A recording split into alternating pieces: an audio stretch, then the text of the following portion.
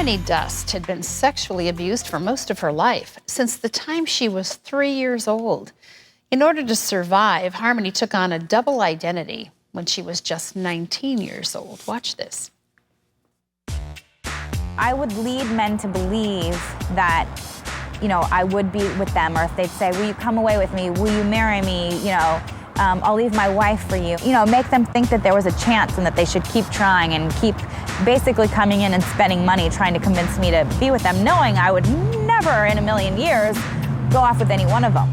Harmony Dust was a stripper in LA. Her stage name was Monique. At first I thought I would only do it for a couple of months, and I just became really caught up in the life.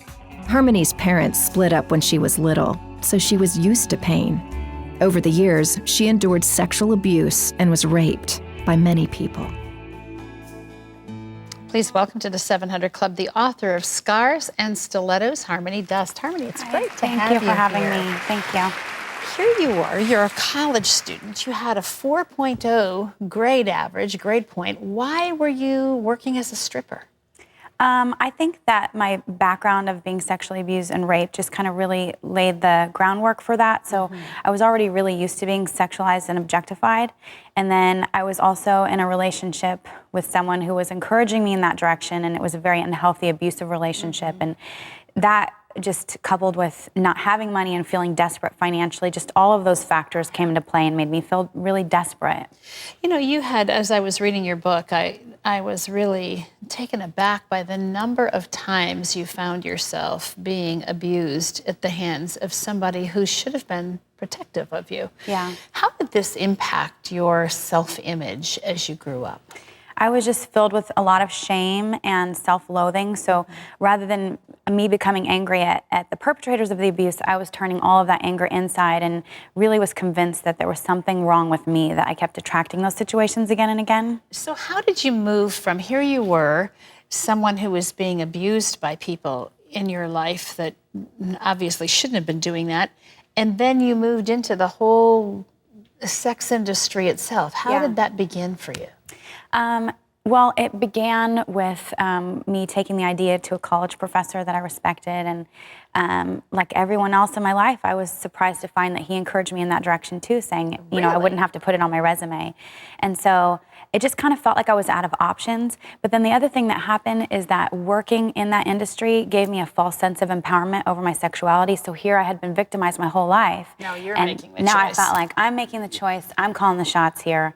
But over time, I realized that that was a false sense of empowerment, because I found myself feeling further victimized, and I was almost reenacting the scenarios of abuse that I had experienced. So how did you keep Harmony and Monique separate from each other and keep that all in your head in the right place? It was really almost like a coping mechanism. I had to keep it separate because it just was too hard for Harmony to show up. It had to be somebody else. So I had the fake name and the fake identity and the fake story and everything. But it just got to the point where Monique gradually began to take over my life, and I lost sight of who I was. You said, when we watched the setup piece, you said, here were these men coming and saying, will you marry me? I'll leave it. And there was a sense of control from you. Was there anger and rage inside of you that you finally connected with that said, I'm done? Yeah, I got increasingly angry during the time that I was in the club, and just all that pent-up anger that I had towards the men I used to manipulate and control them. And towards the end, I was becoming even violent with them when they would violate my boundaries. And I was just angry. How'd you get out of it all? Really, it just started with a friendship with a girl who showed me the unconditional love of God, and she was Christian. And had you ever heard that message before? No, I hadn't. I knew that there was some God, and that somebody people talked about him, yeah. And I thought that he was just some angry guy who didn't like girls like me and wouldn't want anything to do with me. And so here I had this friend that was showing me a different facet of him, that he's loving and he's gracious, and it's that his goodness and his kindness that leads us to change and repentance. And she just showed me a picture of God that I had never seen before, and I loved what I was learning. And I went to church with her eventually. At first I didn't want to, but she never made her friendship with me contingent on, whether or not I went to church. So I never felt like I was some project of hers, I Right. felt like a real person that she cared about. She really befriended you She in an really honest befriended way. me, right? And I remember walking the doors of my church that I'm still there 13 years later and felt like I'm home. This is where I want to be. And God just continued to do a work in my heart, and I learned what He says is true about me. Yes. And then it became impossible to live in a way that contradicted that. How did God help you work through the shame factor? Forgiveness. I mean, forgiveness of myself was really almost even a harder battle than forgiveness of other people. And so, I mean, that was a huge part of the journey for me, is learning to forgive myself and learning to forgive other people and learning that God Himself has forgiven me, and that, that He's cast my sins into the sea of forgetfulness, and just really not just hearing these scriptures and having them in my head as knowledge, but they really penetrated my heart.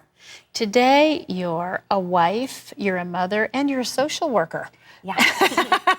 And you have chosen to go back to those places where you used to work. Why? Why are you going back there? I'm going back there because I care about the women in the club and that are working the streets in whatever area in the industry, and I know that God does too.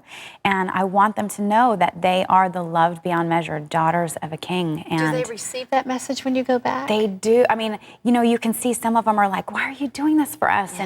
But I mean, I've had so many girls just melt in my arms and break down in tears, and they're so, like, I was so desperate, and you want to believe that there's this kind of pure, true love out there that loves you, not for what you look like, not for what you can offer, but a pure love. And so when we demonstrate that to them, it's, I mean, who can say no to that? Yes.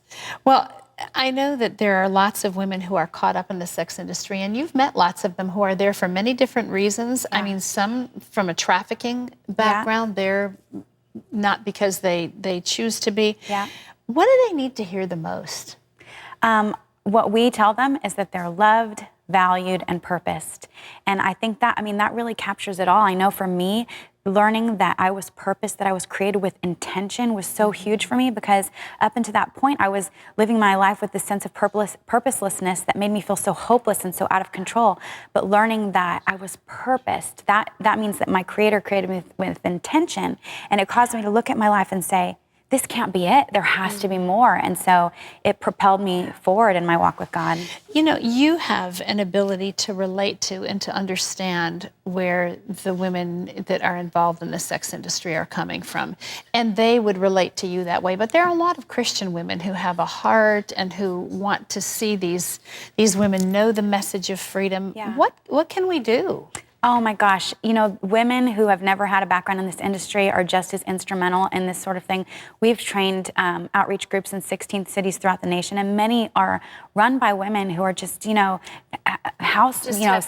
moms and just have compassion and love. And actually, sometimes the girls, a lot of times they'll say, oh, it's so great to talk to someone that can relate to me. But sometimes when they talk to someone who's never been in the business, they're like, oh, it's so nice to talk to someone normal finally. Yes. Yeah, someone who's like, you're not just here because you used to be here, but because you really care about me. So well, I think just reading your book would help a lot of people understand where a lot of these women are coming from, and how you get trapped in something like this. And I just want to say that, well, first of all, let me say Harmony's book is called Scars and Stilettos. And, very often we mask our pain with things that make us feel in control, make us feel like we're on top of a situation that really is very out of control. Harmony, thank you so much. Thank you so much for having me. To I have you appreciate here. it. Want to mention to people, the book again is Scars and Stilettos. If you'd like to know more about Harmony's story, about her book, about the programs that she's involved in, go to cbn.com.